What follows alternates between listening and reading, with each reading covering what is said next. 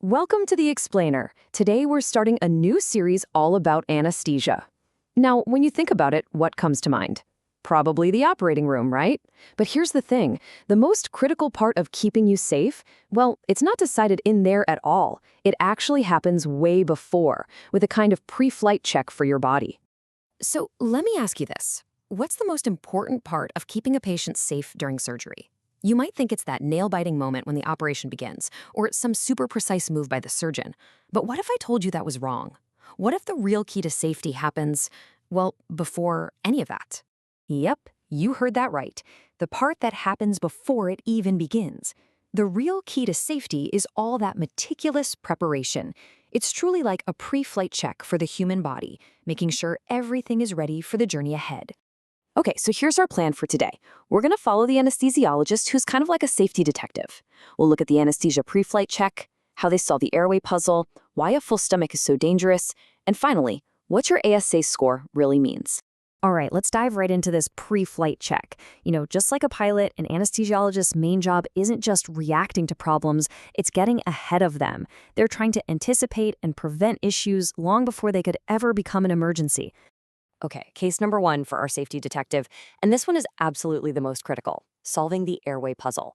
I mean, once you're asleep under anesthesia, you can't breathe for yourself. So the whole goal here is to figure out ahead of time how easy or how difficult is it going to be to help you breathe. So what they're really doing is evaluating your mouth, jaw, and neck to see if they can line everything up just right for breathing. Think of it like trying to get a straight line of sight down a tube. And to solve this puzzle, they use a few tools, but a major one is something called the Malampati score. So what does that involve? Well, you'll be asked to sit up, open your mouth as wide as you can, and stick out your tongue. A Class 1 view, that's perfect. It's a wide open view where you can see everything. The soft palate, the uvula, all the key landmarks. It's exactly what they want to see. Now, in a Class 2, things are getting a little more crowded. See how the tongue starts to hide those tonsillar pillars? The view is just a bit more obstructed. It's not a huge problem yet, but it's a clue that things might be tighter. And here's where things get really interesting. With a Class 3, you can only see the soft palate and maybe the very base of the uvula. For an anesthesiologist, this is a big deal. It's a major signal that placing a breathing tube or intubation could be pretty difficult. Finally, there's Class 4. And here, well, you can't see much of anything except the hard palate. That's it. This view is a very strong predictor of a challenging airway. It tells the team they absolutely need to have special equipment and a backup plan, or even a plan C, ready to go. But the Malampati score isn't the only clue. There's also this really neat rule of thumb called the 3-3-2 rule. First, 3 fingers in your mouth vertically. Can you do it? That tells them if there's enough space to get their tools in. Then, 3 fingers from the tip of your chin to your neck. That suggests there's enough room for your tongue to be moved out of the way. And finally, 2 fingers from the floor of your mouth to your Adam's apple. This gives them a hint about where your larynx is positioned. It's simple, but it gives them so much crucial info. Okay, let's move on to our next case. The airway puzzle is one piece, but now the detective turns their attention to your stomach.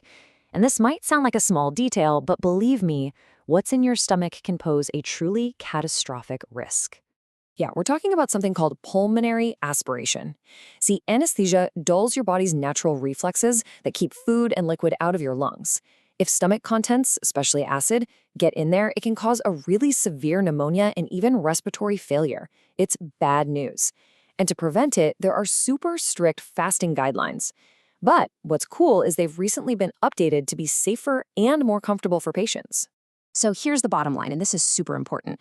You have to stop eating solid food 6 hours before that's non-negotiable.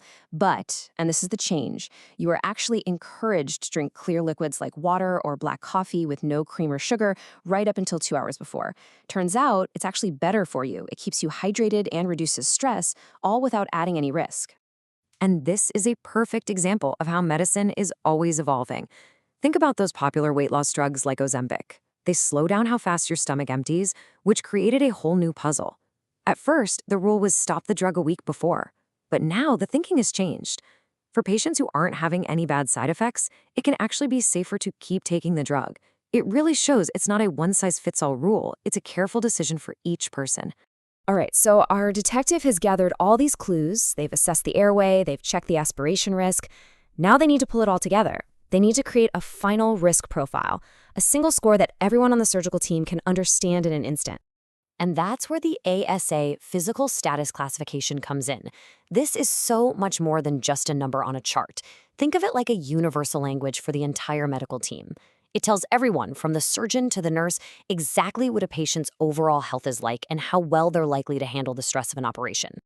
The scale itself is pretty intuitive. It goes from ASAI, that's a completely normal, healthy person, all the way up to ASAV, which is someone so sick they might not survive without the surgery. In between, you have an ASA2, which could be someone with mild, well-controlled high blood pressure or even a smoker. An ASA3 would be someone with a more severe disease, like poorly controlled diabetes. And this is a great example of how it works in practice. Take obesity. It's considered a systemic disease because it affects your whole body. So if your body mass index, your BMI, is between 30 and 40, you're automatically an ASA2. But if it's 40 or higher, that's considered a severe systemic disease, and boom, you're an ASA3. It's a quick way to standardize risk. So, does knowing all this change how you think about surgery? The next time you picture someone going under anesthesia, remember, it's not just about that one moment. There's this incredible amount of detective work that's already happened behind the scenes. A whole pre-flight check designed to make that journey as safe as humanly possible. So our pre-flight check is complete. But what happens when it's actually time for takeoff? Well, that's what we're going to get into next time. Join us for part 2 as we dive into the powerful drugs themselves, the science behind how they actually work. You won't want to miss it.